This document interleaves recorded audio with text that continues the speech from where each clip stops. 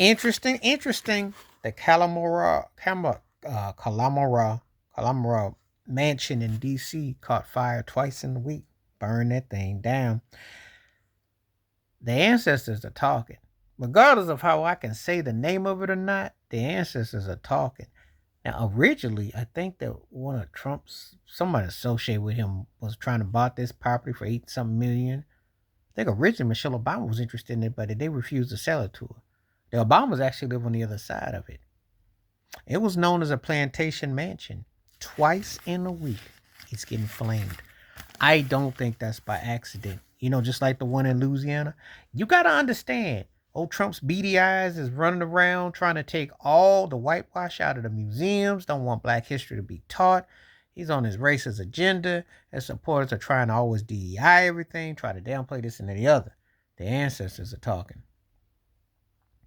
I'm a firm believer the ancestors are talking. I'm a firm believer that somebody is saying, yo, you don't want to include us? We're gonna sometimes it's spirits that's beyond that we can't even comprehend. Uh, you have situations where you're trying hard to think, is it a faulty wiring? Is what's going on? No, these aren't by accident. Mm-mm. The folks in the older houses have spirits that run through them.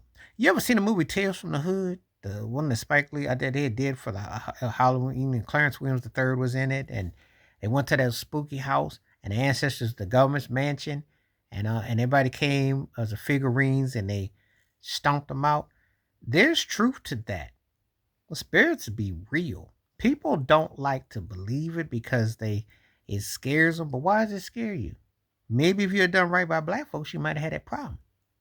You think that you can just walk over 400 plus years and don't think there is no repercussion that those haunting tones and feelings don't come back?